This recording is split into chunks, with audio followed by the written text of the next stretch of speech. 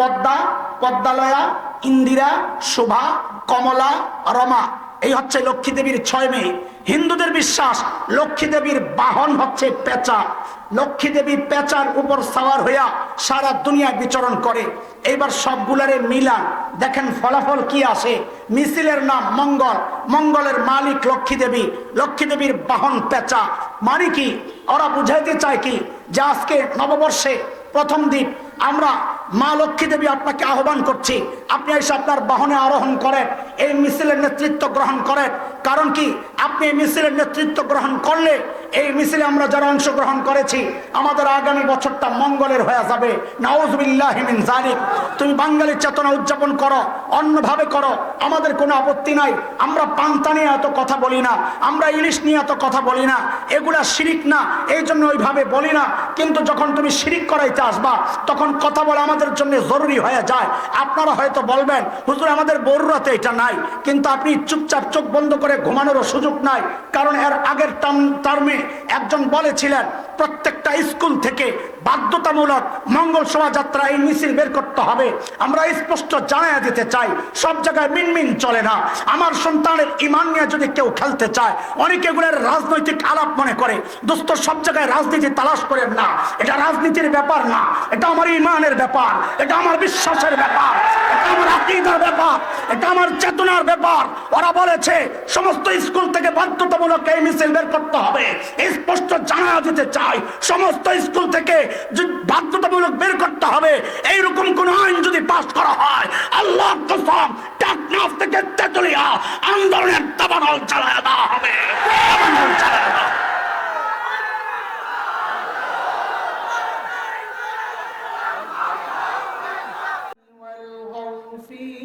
لعلكم تغلبون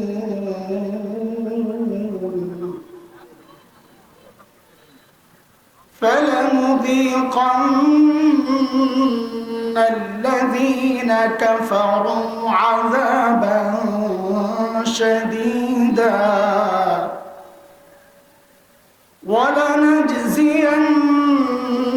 ولنجزينهم أسوأ الذي كانوا يعملون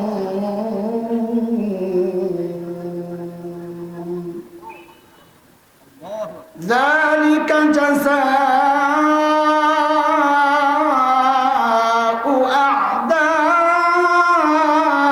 أعداء الله النار لهم فيها دار الخلد جزاء بما كانوا بآياتنا يجحدون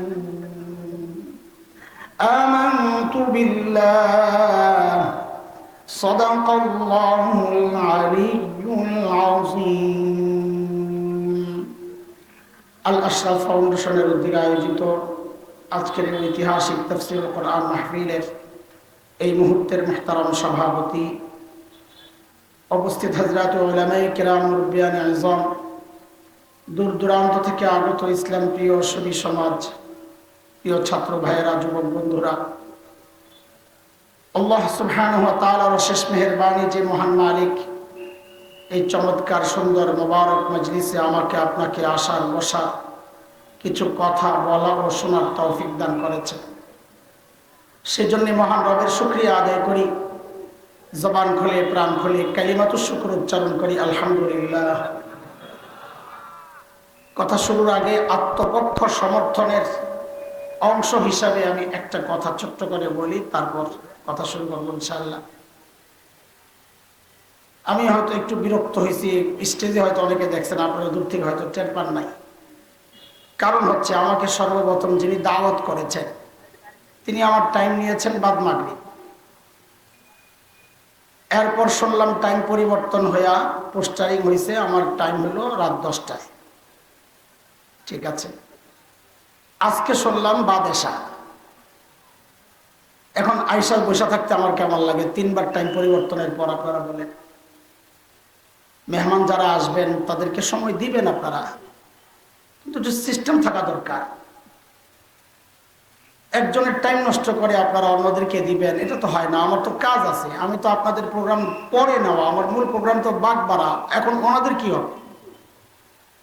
একজনের এই টাইম লসের কারণে আরেকজনের প্রোগ্রাম নষ্ট করা, এটাকে ইনসাফের কথা?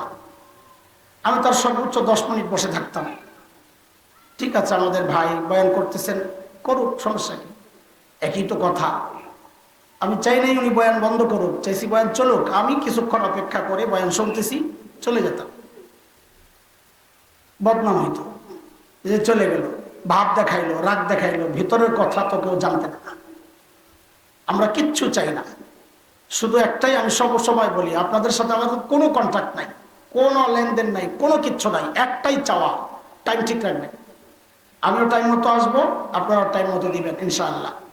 আমার অবস্থা হলো শরীয়ী ওজর ছাড়া কাউরে ডেট দিলে আমি ক্যান্সেল করি না। শরীয়ী ওজর ছাড়া দেরিতে যাই না। আমি সবসময় চিন্তা করি আমার কারণে আয়োজকরা পেরেশান না হয়, সবসময় চিন্তা করি এটা। আমাদের চিন্তা এত এত করি, আপনারা আমাদেরকে যখন তখন এইভাবে নিয়ে একটা তামাশা করা, এটা আমি তো মনে করি একটা তামাশা করা। মাগরিব থেকে 10টা থেকে বাদ আসার পরে বয়ে দেয়। আল্লাহ তাআলা সহজ করে দেন, কষ্ট নিয়েন না। আমার অবস্থা দেখে অনেকে চিন্তা করছে এবারে ভাব দেখাইতেছে, বয়ান চলতেছে, সমস্যা কি? না, সারা রাত চললে তো আমার সমস্যা নাই। আমার টাইম যতক্ষণ আমি চলে যেতাম, এটা বলার জন্যই কথাটা বলা। আমার মাফ করে দিয়ে, বয়ান অল্পই। আমাদের মুফতি সাখাওয়াত ভাই রাজি সাহেব, তিনি অপেক্ষায় আছেন, চলে আসবেন। আমি বলবো আপনারা দেরি না করে ভাইকে নিয়ে আসেন, আসলে আমি ছেড়ে দেবো, সেটা 10 মিনিট হোক 15 মিনিট হোক। বয়ান তো হয়েছে আলহামদুলিল্লাহ। সূরা হামিম আর সেজদার একটা আয়াত পড়ছি, 3টা আয়াত। আমি 3 আয়াতে যাওয়ার সময় নাই, একটা আয়াত নিয়ে একটু কথা বলি। আল্লাহ তাআলা কাফিরদের একটা বক্তব্য আল্লাহ এনেছেন। ইমাম কুরতুবী রহমতুল্লাহ আলাইহি, রাইসুল মুফাসসিরিন হযরত আব্দুল্লাহ ইবনে আব্বাস রাদিয়াল্লাহু আনহুমার বর্ণনা এনেছেন যে এই আয়াতগুলো আল্লাহ মক্কার কাফিরদের সম্পর্কে নাজিল করেছেন। কাদের সম্পর্কে? আমার একটু কথা বলেন। আমি একা একা কথা বলতে পারবো না, আমি বয়ান করি পড়ানোর মতো করে, ছাত্র যেভাবে পড়ায়, জন্য আমার সাথে কথা বলা লাগবে। আয়াতগুলো আল্লাহ কাদের সম্পর্কে নাজিল করেছেন? মক্কার কাফিরদের সম্পর্কে। মক্কার কাফির নবী আলাইহিস সালামের নবুয়তের আগে ছিল না? ছিল না? ওদের ব্যাপারে না, নবুয়তের পরে যারা কাফের প্রকাশ পেয়েছে ওরা। তার মানে আমরা সহজে বলি আবু জাহেলদের সম্পর্কে আল্লাহ এই আয়াতগুলো নাজিল করেছেন। কাদের সম্পর্কে বলে? আবু জাহেলদের বক্তব্যের মূল পয়েন্ট 2টা। এক, লা তাসমাউ লিহাযাল কুরআন, এই কোরআন শুনবা না। 2, ওয়াল গাউফি, হট্টগোল তৈরি করবা। আমরা সহজে যদি বলি তো বলবো নিজে শুনবা না, কাউকে শুনতেও দিবা না। কেন? লাআল্লাকুম তাগলিবুন, তাইলে এই কোরআন ওয়ালাদের বিরুদ্ধে যদি জয়ী হতে চাও, রাস্তা এটাই, তাদেরকে কোরআন থেকে দূরে সরায় আনো। এই হচ্ছে আয়াতের মূল তর্জমা, অর্থ। যদিও কথাগুলো আবু জাহেলদের না লাগবে, মূলত বক্তব্যটা ইবলিসের। একদম এক লাইনে দৌড়ে মূল পয়েন্টে চলে যাব, আমি সময় বেশি নেব না, এই জন্য একটু খেয়াল করা। মূলত বক্তব্যটা কার? ইবলিসের। বলেন আমার সাথে, কার? কারণ ইবলিসের চূড়ান্ত টার্গেট হচ্ছে বান্দাকে রব থেকে বিচ্ছিন্ন করা। এটা ইবলিস বলেছে আল্লাহকে। আল্লাহ আবার সেটা আমাদেরকে সতর্ক করার জন্য কোরআনে এনেছেন। সূরা আরাফ 16 নম্বর আয়াত আল্লাহ বলেন, قال فبما أغويتني لأقعدن لهم صراطك المستقيم। আল্লাহ যাদের কারণে আমাকে তাড়াইছেন, ওরা যেই রাস্তা সিরাতে মুস্তাকিম দিয়ে আপনার কাছে আসবে, আমি ওই সিরাতে মুস্তাকিমে বসে যাব। সিরাতে মুস্তাকিম মানে হচ্ছে কোরআন আল কারীম। অনেক ব্যাখ্যা আছে, এটা একটা ব্যাখ্যা। তার মানে ইবলিসের চূড়ান্ত টার্গেট হচ্ছে বান্দাকে কোরআন থেকে দূরে সরানো। কারণ ইবলিস জানে বান্দা যদি কোরআন ধরে তো বান্দার সম্পর্ক আল্লাহর সাথে হয়ে যাবে। যেহেতু আল্লাহ থেকে বান্দাকে বিচ্ছিন্ন করা ইবলিসের টার্গেট, সেই টার্গেট বাস্তবায়নে সে পদ্ধতি গ্রহণ করেছে বান্দাকে কোরআন থেকে দূরে সরানো। এটা বোঝার জন্যে সূরা রহমানের প্রথম 3টা আয়াত একটু আপনাদেরকে শোনাতে চাই। আয়াতগুলোর সিরিয়ালটা একটু খুব মনোযোগ সহ আমরা দেখব।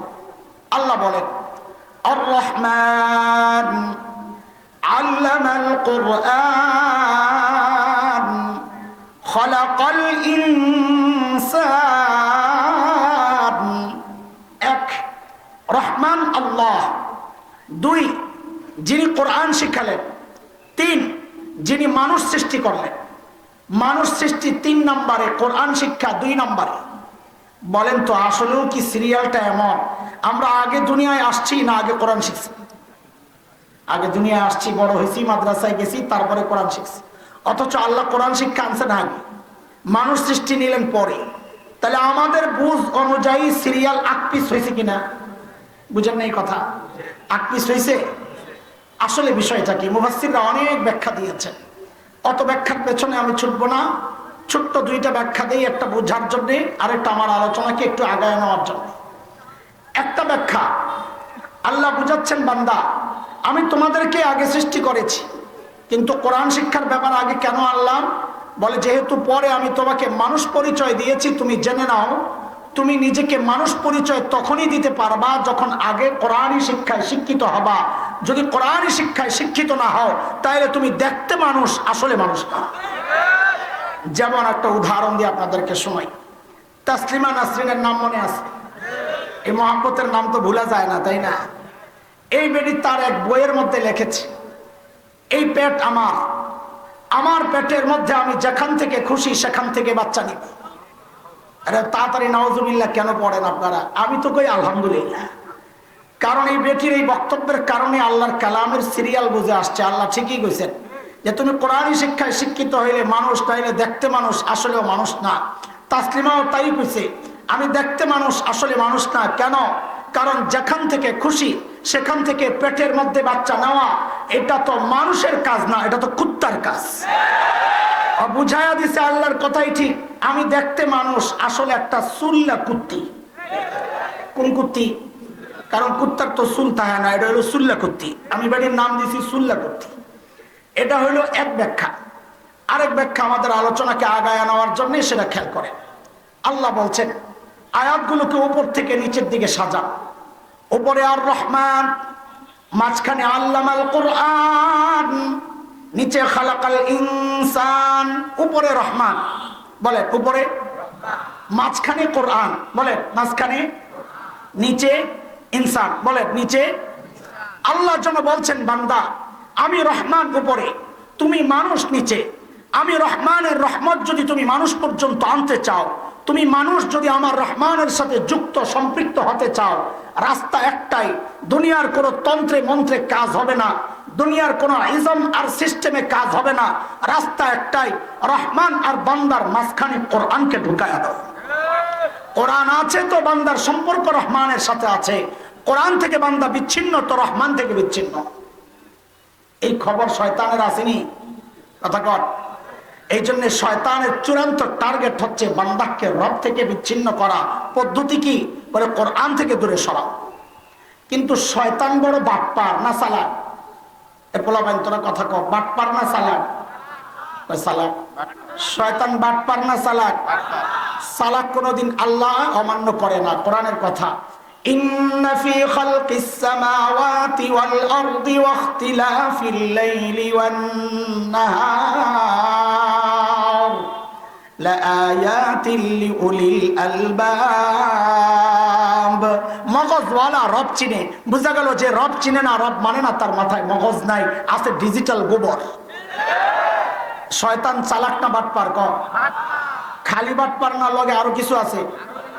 কি আছে? সাবাস, ওরে বাটপার। শয়তান কোন বাটপার? আমার এক ভাই শব্দ একটা কইছে, আল্লাহ কবুল করছে। জবানের বরকত আছে, বোঝা গেল। আল্লাহ আরো বরকত দিক। ওরে বাটপার চিন্তা করছে। বাটপার শুনেন, খেয়াল করেন, বাটপার কোনোদিন মানুষকে এক পদ্ধতিতে ধোকা দেয় না। শয়তানও আল্লাহকে বলেছে আমি এক পদ্ধতিতে ধোকা দেব না। সূরা আরাফ 17 আয়াত।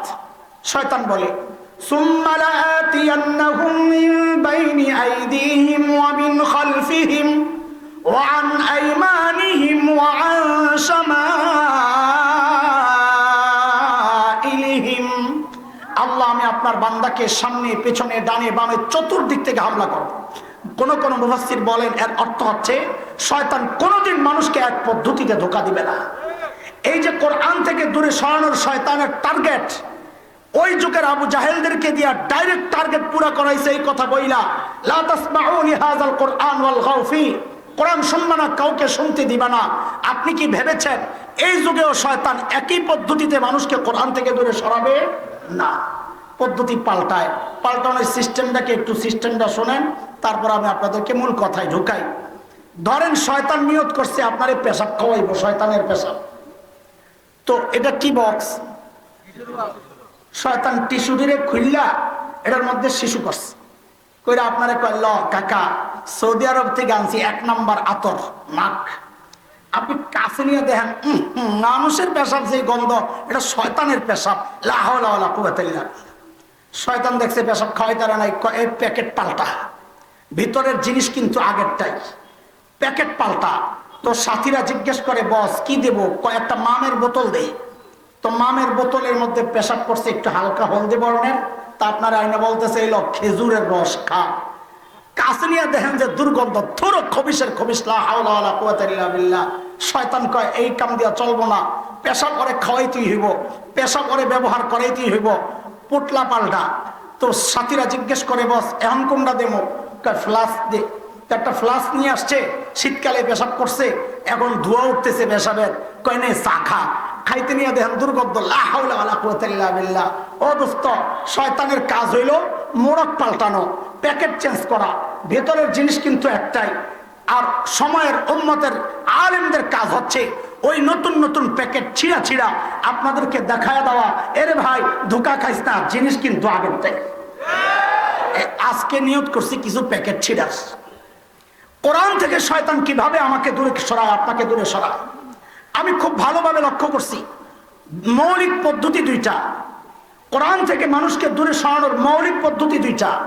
একটা হচ্ছে কোরআনের বিধান ধরে ধরে মানুষকে দূরে সরানো, আরেকটা হচ্ছে মৌলিকভাবে কোরআনী শিক্ষা থেকে মানুষকে দূরে সরানো। আমি এই দুই সাইডের দুইটা উদাহরণ দিয়ে কথা শেষ করব ইনশাআল্লাহ। বিধান ধরে ধরে মানুষকে কোরআন থেকে দূরে সরায় কেমনে? যেমন ধরেন, শয়তানের চূড়ান্ত টার্গেট হচ্ছে মানুষকে শিরিক করা। শিরিক এক ভয়ঙ্কর গুনাহ, আল্লাহ শিরিক ছাড়া সব মাফ করার ওয়াদা করছেন। শয়তান কাউকে শিরিক করায় মূর্তি পূজা করায়া, কাউকে শিরিক করায় আগুনের পূজা করায়া, কাউকে শিরিক করায় বাতাসের পূজা করায়া, প্রকৃতির পূজা করায়া। আপনারে যদি শয়তান কয় তুই মূর্তির পূজা কর, লক্ষ্মী দেবীর পূজা কর, আপনি করবেন? শয়তান কয় বাংলাদেশের মুসলমান তো পূজা করব না, কিন্তু পূজা তো করে করাই তো হইব, এখন কি করা? তো কয় পোটলাটা পাল্টা, প্যাকেট। তো সঙ্গীরা জিজ্ঞেস করে, বস কোন প্যাকেট দেব? কয় দে বাঙালির চেতনার প্যাকেটটা দে। প্যাকেটের নাম কি? বলেন বলেন আমার সাথে বলেন, প্যাকেটের নাম কি? না না, বাঙালি চেতনা। বলেন প্যাকেটের নাম। ভিতরে কিন্তু জিনিস আগেরটাই, শিরিক। বলেন ভিতরের জিনিস কি? উপরের প্যাকেটের নাম কি? বলে বুঝলাম না কিছু। তো ওই যে গতকালকে গেছে পহেলা বৈশাখ গেছে, ওখানে একটা মিছিল বের করে, এগুলোর বিরুদ্ধে নাকি বলাও নিষেধ। সুবহানাল্লাহ। তুমি এই নিষেধ বুঝি শোনার লেগে বয়ে রইছি। মাঝে মধ্যে আমগরে স্লিপ পাঠায়, হুজুর এই এই আলোচনা নিষেধ। তো স্লিপটা লইয়া ছিড়ি, সামনে ছিঁড়া কই বেডা 1400 বছর আগে আল্লাহ স্লিপ একটা পাঠাইছেন, কোরআন আল কারীম। স্লিপ ওইটা দেখা কথা কমো না, তোরটা দেখা কথা কমো। এটা আলিম হইছি তোর স্লিপ দেখা কথা বলার জন্য না, তোর পরামর্শ নিয়ে কথা বলার জন্য না। আলিম হইছে আল্লাহর কথা শোনার জন্য, কথা বলার জন্য। বৈশাখে মিছিল বের করে চেতনাদারীরা, আমাদের কোনো কথা নাই, মিছিল বের করো, কিন্তু কিছু প্রশ্ন আছে। আমরা বলবো না, আমাদের প্রশ্নের জবাব দিয়ে দাও। আমরা বলবো না বৈশাখ নিয়ে কথা বলবো না, জবাব দিয়ে দাও। বৈশাখী মিছিলটার নাম ঢাকা ইউনিভার্সিটির ওই যে চারুকলা ইনস্টিটিউটের পক্ষ থেকে মিছিল বের করা হয়। মিছিলটার নাম হচ্ছে মঙ্গল শোভাযাত্রা, মঙ্গলের মিছিল। আচ্ছা, এই মিছিল মানুষের না জীবজন্তুর? জীবজন্তুর। এই মিছিলে অংশগ্রহণ করছে কারা? মানুষ। কারণ ভাষার পরিবর্তন, বাংলা ভাষার পরিবর্তন, এটা তো মানুষেরই আল্লাহর নিয়ামত। অমিন আয়াতিহি খালকুস সামাওয়াতি ওয়াল আরদ ওয়া ইখতিলাফু আলসিনাতিকুম ওয়া আলওয়ানিকুম। জীবজন্তুর ভাষা সব এক। আমেরিকার কুত্তায় ডাক দেয় ঘেউ, বাংলাদেশের কুত্তায় ডাক দেয় হাম্বা, ভারতের কুত্তায় ডাক দেয় মেও। পোলাপান কথা ক, কি ডাক? কোন ডাক? জীবজন্তুর ভাষা সব এক। তাহলে আমাদের প্রশ্ন, এই যে বাংলা নববর্ষ উপলক্ষে মানুষের এই মিছিল, এই মিছিলের সামনে পেশার মূর্তি আইলো কি জন্যে? পেশায় কি বাংলায় কথা কয়? তো পেশার মূর্তি আইছে কি জন্যে? এই সমস্যা তো এই জায়গায়। এই প্রশ্ন যারা করবে, এই হুজুর জঙ্গি, এই হুজুর উগ্রবাদী, এই হুজুর বাঙালি চেতনার বিরুদ্ধে, এই হুজুর পাকিস্তানের দালাল, এই হুজুর স্বাধীনতা বিরোধী, তোমার যা মনে চায় তাই কর, কিন্তু আমাদের জবাবটা দাও, পেশা আনছো কি জন্যে? ও আল্লাহ, ভিতর টান দিতে দেয়া দিই, আয় পোটলা পাল্টাইছে, জিনিস তো আগেরটাই। কেন? এটা হিন্দুদের একটা বিশ্বাস। আমরা কারো কোনো ধর্মাবলম্বীদের ধর্মীয় অনুভূতিতে আঘাত দেওয়ার জন্য কথাগুলো বলছি না। যার যার ধর্ম বিশ্বাস সে লালন করবে, পালন করবে, এটা তার তার বিষয়। আমাদের আপত্তির জায়গাটা বোঝা দরকার। কারো ভিন্ন ধর্মের কারো বিশ্বাসকে যখন বাঙালি চেতনার নামে মুসলমানদেরকে কেউ গিলাইতে আসবে, তখন প্রতিবাদ প্রতিরোধ করা আমার ইমানি জিম্মাদারি হয়ে যায়। আমাদের প্রতিবাদ আর বিরোধিতার জায়গাটা বুঝেন। আমরা কোনো ধর্মাবলম্বীদের বিরোধিতা করছি না। হিন্দুদের বিশ্বাস হচ্ছে ভাগ্যের মালিক হচ্ছে লক্ষ্মী দেবী। এই যে মঙ্গল, মঙ্গলের মালিক হিন্দুদের বিশ্বাস কে? লক্ষ্মী দেবী। বলেন না, একটু কথা বলেন, নাউজুবিল্লাহ পড়েন না। মালিক কে আসলে? সূরা আরাফ আয়াত 188 আল্লাহ বলেন, কুল লা আমলিকু লিনাফসি নাফআন ওয়ালা দাররা ইল্লা মা শাআল্লাহ।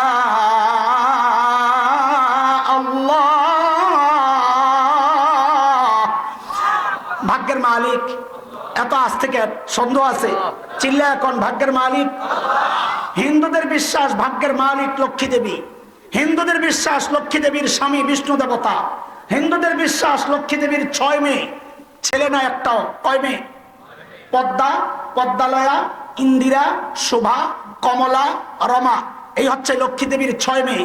হিন্দুদের বিশ্বাস লক্ষ্মী দেবীর বাহন হচ্ছে পেঁচা। লক্ষ্মী দেবী পেঁচার উপর সাওয়ার হইয়া সারা দুনিয়া বিচরণ করে। এইবার সবগুলারে মিলান, দেখেন ফলাফল কি আসে। মিছিলের নাম মঙ্গল, মঙ্গলের মালিক লক্ষ্মী দেবী, লক্ষ্মী দেবীর বাহন পেঁচা। মানে কি? ওরা বুঝাইতে চায় কি যে আজকে নববর্ষে প্রথম দিন আমরা মা লক্ষ্মী দেবী আপনাকে আহ্বান করছি, আপনি এসে আপনার বাহনে আরোহণ করেন, এই মিছিলের নেতৃত্ব গ্রহণ করেন। কারণ কি? আপনি এই মিছিলের নেতৃত্ব গ্রহণ করলে এই মিছিলে আমরা যারা অংশগ্রহণ করেছি আমাদের আগামী বছরটা মঙ্গলের হয়ে যাবে। নাউজুবিল্লাহি মিন যালিক। তুমি বাঙালি চেতনা উদযাপন করো, অন্যভাবে করো, আমাদের কোনো আপত্তি নাই। আমরা পান্তা নিয়ে এত কথা বলি না, আমরা ইলিশ নিয়ে এত কথা বলি না, এগুলা শিরিক না, এই জন্য ওইভাবে বলি না। কিন্তু যখন তুমি শিরিক করাইতে আসবা তখন কথা বলা আমাদের জন্য জরুরি হয়ে যায়। আপনারা হয়তো বলবেন, হুজুর আমাদের বড়রাতে এটা নাই, কিন্তু আপনি চুপচাপ চোখ বন্ধ করে ঘুমানোরও সুযোগ নাই। কারণ এর আগের টার্মে একজন বলেছিলেন প্রত্যেকটা স্কুল থেকে বাধ্যতামূলক মঙ্গল শোভাযাত্রা এই মিছিল বের করতে হবে। আমরা স্পষ্ট জানাইয়া দিতে চাই, সব জায়গায় মিনমিন চলে না। আমার সন্তানের ঈমান নিয়ে যদি কেউ খেলতে চায়, অনেকে এগুলোর রাজনৈতিক আলাপ মনে করে। দোস্ত, সব জায়গায় রাজনীতি তালাশ করেন না, এটা রাজনীতির ব্যাপার না, এটা আমার ঈমানের ব্যাপার, এটা আমার বিশ্বাসের ব্যাপার, এটা আমার আকীদার ব্যাপার, এটা আমার চেতনার ব্যাপার। ওরা বলেছে সমস্ত স্কুল থেকে বাধ্যতামূলক এই মিছিল বের করতে হবে। স্পষ্ট জানা দিতে চাই, সমস্ত স্কুল থেকে বাধ্যতামূলক বের করতে হবে। এইরকম কোন আইন যদি পাস করা হয়, আল্লাহর কসম টেকনাফ থেকে তেতুলিয়া আন্দোলনের দাবানল চালায় দেওয়া হবে।